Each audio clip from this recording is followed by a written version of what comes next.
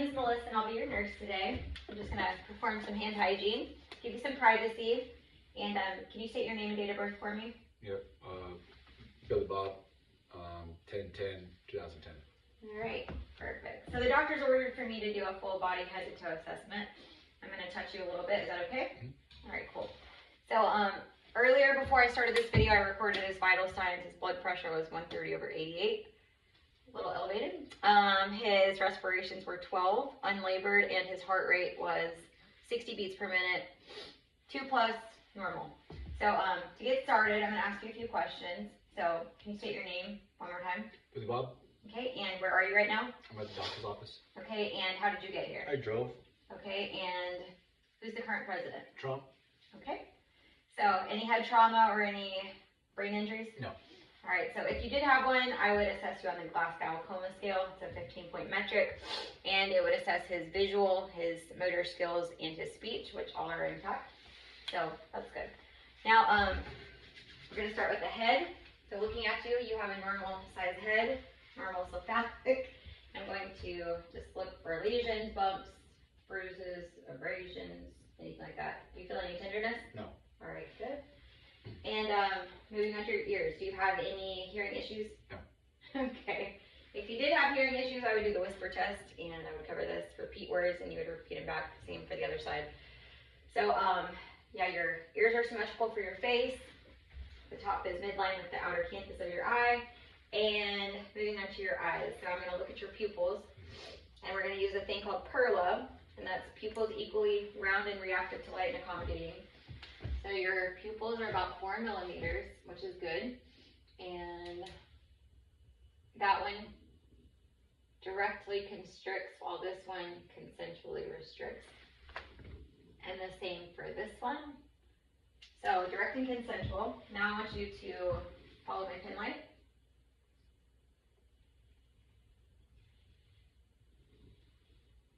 All right, so bilaterally, your pupils are accommodating as well. So do you have any eye problems or eye issues? No. Okay, and moving on to your nose. Do you have any nosebleeds or history of nosebleeds? No. Trouble breathing? No. Okay, can you just close one nostril? Breathe in, other side? No issues, right? No. Okay, good. Your nose is also symmetrical with your face. Moving on to your mouth, can you just say ah? Ah. All right, your oral mucosa is pink, shiny, and moist. Your teeth are intact. Any dental cavities or anything like that? Ah. All right, good hygiene. Now, do you have any difficulty swallowing? No. Okay, I'm just gonna assess your neck. No jugular vein distension. Now, can you swallow for me? All right, so your trachea is midline. Now we're gonna move on to the musculoskeletal assessment. Can you just walk this way towards the camera? Yep. All right. To and fro. Okay. And your gait is intact. Before you sit down, we're gonna assess your balance.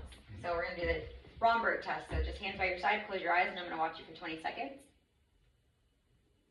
All right, no unusual swaying. There's another test called the tandem exercise where he would do heel to toe, and I would just hover over him to make sure he wouldn't fall, but you're all good right there. Have you had any major surgeries or any joint pain? No. Okay, you can go ahead and sit down. So I'm going to check your joints. We're gonna do your elbow. So if you'll just flex like this and then extend out. All right, no popping or crepitus. Now resist me. All right, your strength is good. We're gonna go ahead and do your wrist joint right now. So just flex down, extend up, and hyperextend. All right, no popping or crepitus. Resist. All right, your strength is good. Same thing with the other side. So can you flex and extend? All right, no popping or crepitus. Now resist.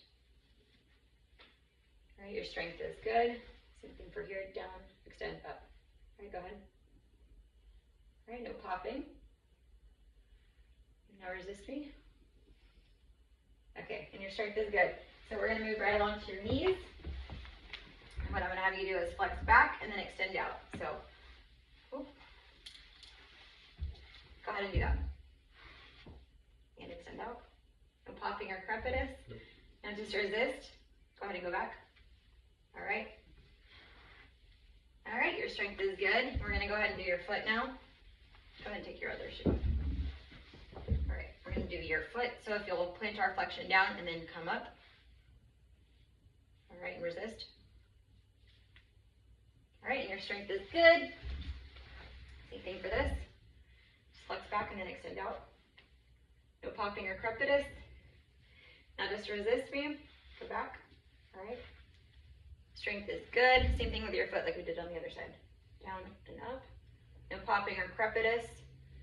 All right, resist down and resist up. All right.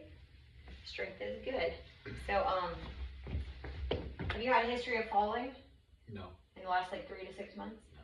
Okay, if you did, I would go over some safety tips. So just be careful, pick up cords, any loose toys, or if you have children or small pets, just keep the toys picked up so you don't fall, okay? And if you were in bed, I would give you a cell phone for like your call light. You could call me and I could help you. Make sure the lights are on. Okay. Now we're going to move on to the cardiac assessment and the lungs, the respiratory. So, have you had a history of coughing or shortness of breath? No history, just came in for a cough today. Okay. Is anything coming up? Any mucus or sputum? This is coughing Okay. today. So, before I move on, I'm going to educate you on the turn and cough method. So if you're bed bound, you would inhale really slowly and then exhale and then turn and cough. Perfect, just like that. And then we have a thing called the incentive spirometer. Have you heard of that? No. All right, so what it is, it's a device. You're gonna form a tight seal around the mouth. You're gonna inhale slowly, hold your breath for 3 to 5 seconds, and then exhale. Just like that. You're gonna do that about 10 times an hour. And that's a little difficult to do, so maybe like 2 to 3 times per commercial, okay? Can you repeat back what I just said? Yeah, 10 times an hour or 2 or 3 times during a commercial. How are you gonna do it? Breathe in, hold my breath for 3 seconds, and then breathe out. Okay, awesome. Okay, so now I'm just gonna listen to your lung sounds. Starting in the right upper lobe, using my diaphragm on direct skin. So just take a deep breath in and out. All right. Left upper lobe.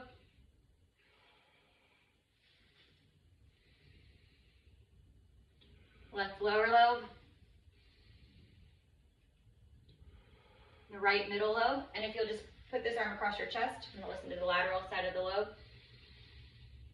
All right, that's the right lower lobe. Same thing with the other side. All right, the left lateral lobe. All right, now I'm going to do the same thing on the posterior side. Just take a deep breath in and out. Left upper lobe.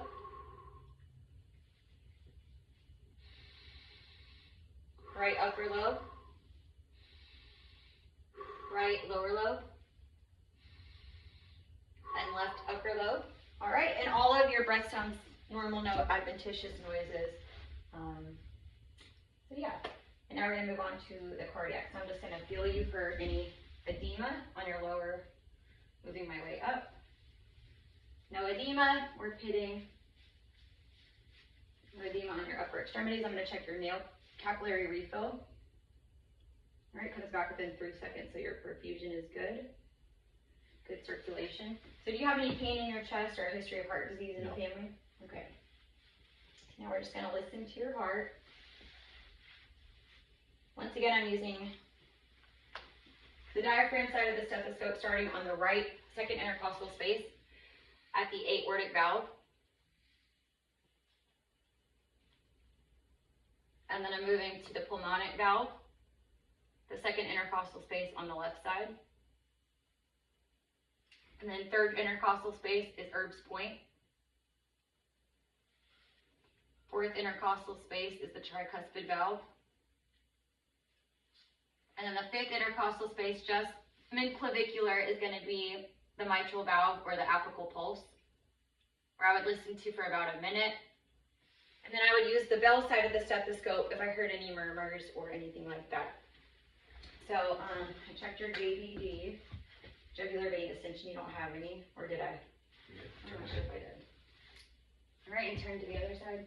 All right, no jugular vein distension. Now I just need to assess your pulses. So 2+ bilaterally on the radial, your posterior tibial. 2+ bilaterally, and then your dorsal pedis. 2+ bilaterally. And some other pulses that we're not going to do today are your carotid, your axillary, your brachial, your femoral right here, and your popliteal behind the knee. What else do we have?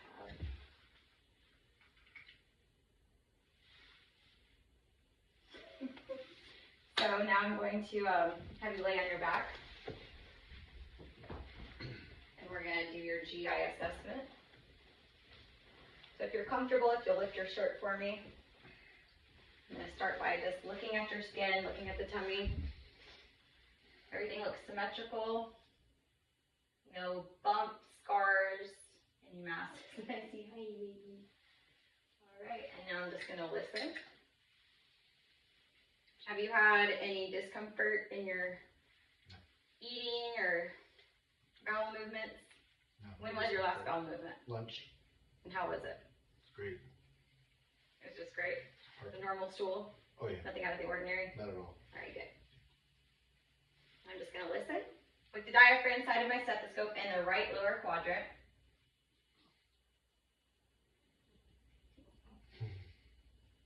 Normal active. Now I'm in the right upper quadrant. Now I'm in the left upper quadrant.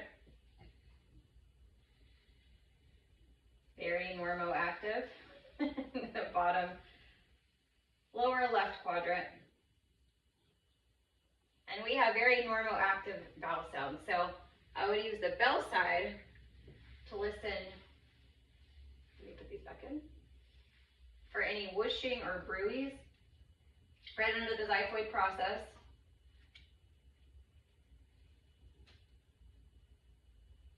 We'd be on the lookout for an aortic aneurysm.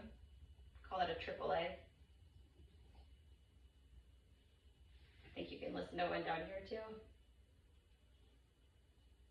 Alright, so everything sounds normal. And you said you have no discomfort or any tenderness. Not done yet. Now I've got to just feel you. Alright, so your belly is normal, soft.